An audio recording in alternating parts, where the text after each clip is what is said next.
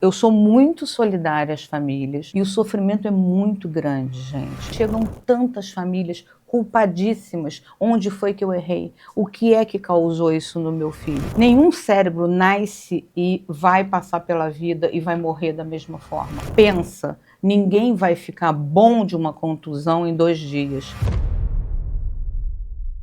Eu gostaria de dividir algumas coisas, gente, que vem acontecendo. E eu, como uma profissional já de tantos anos trabalhando com famílias com autismo, levanto algumas preocupações que eu quero dividir aqui. Um primeiro ponto para a gente pensar quando se fala em alguma cura do autismo ou alguma forma de evitar que o autismo aconteça, a gente precisa entender que a gente está falando de um contexto que é multifatorial e que não vai existir uma solução para isso. Porque quando se trata de um transtorno que é multifatorial, ele tem acometimentos diferenciados. Cada pessoa tem um acometimento do autismo e que isso tem um gráfico muito grande que a gente passa entre o nível de autismo que essa pessoa está e todas as outras características que podem acontecer dentro desse contexto, como questões sensoriais, como questões de adaptação, como questões se vai desenvolver a linguagem ou não vai desenvolver a linguagem, se tem déficit intelectual ou não tem déficit intelectual. Então é tão grande o espectro que não pode haver uma cura ou uma solução para esse contexto. Um ponto-chave que eu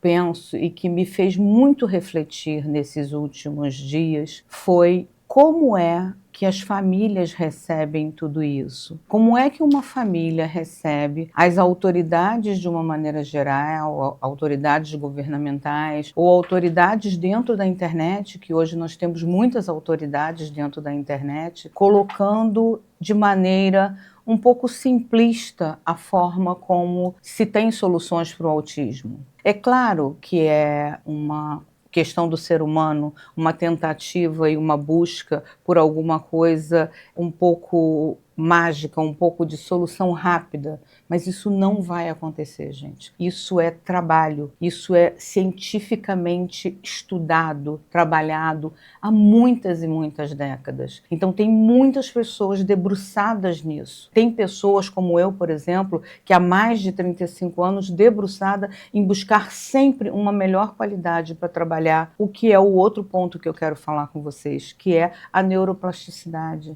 Do que nós podemos falar é disso. Nenhum cérebro nasce e vai passar pela vida e vai morrer da mesma forma. Nós passamos por neuroplasticidades, que são os movimentos que o cérebro vai fazendo. E se um cérebro tem um acometimento numa determinada área, ele precisa de estímulo. Ele precisa de trabalho para que aquilo ali se transforme e consiga dar novos resultados. Então é só o trabalho que vai fazer isso. É a terapia, são as terapias, as múltiplas terapias que seu filho precisa fazer, que vai fazer a diferença na vida dele. E não vai ser de um dia para o outro. Isso é movimento, isso é crescimento. Pensa, ninguém vai ficar bom de uma contusão em 2 dias. Vai precisar de um tempo para isso acontecer. Então vamos pensar num acometimento de um cérebro ou na falha de desenvolvimento de um cérebro, porque a gente pode pensar nessa perspectiva, e o quanto isso precisa ser rotineiramente estimulado, e estimulado por profissionais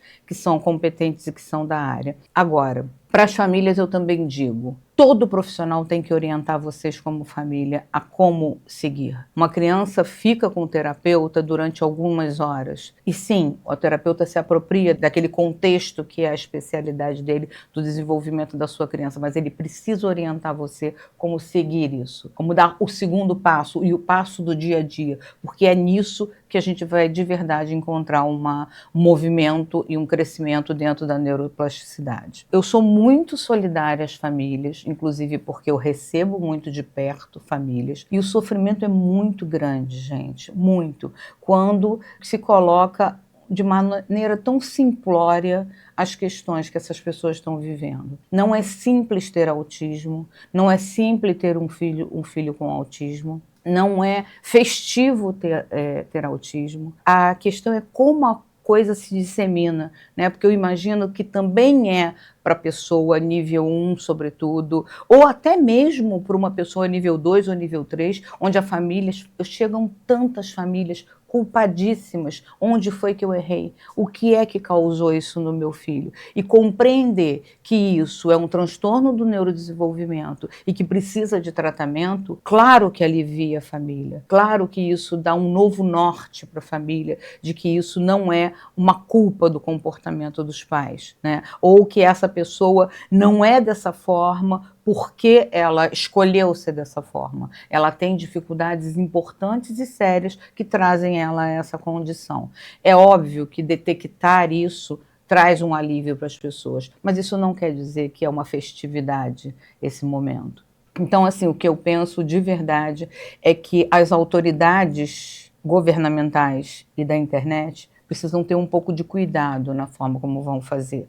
A gente vê uma posição e um movimento de muita crítica, né? E é muito fácil, né? Surge um assunto, vira um boom na situação e todo mundo vai em cima criticando, criticando. E não é esse o ponto. O ponto é, não há um ponto único. Não há uma resposta única para esses contextos. Nós estamos falando de situações multifatoriais, e situações multifatoriais requerem que sejam olhadas de múltiplas formas.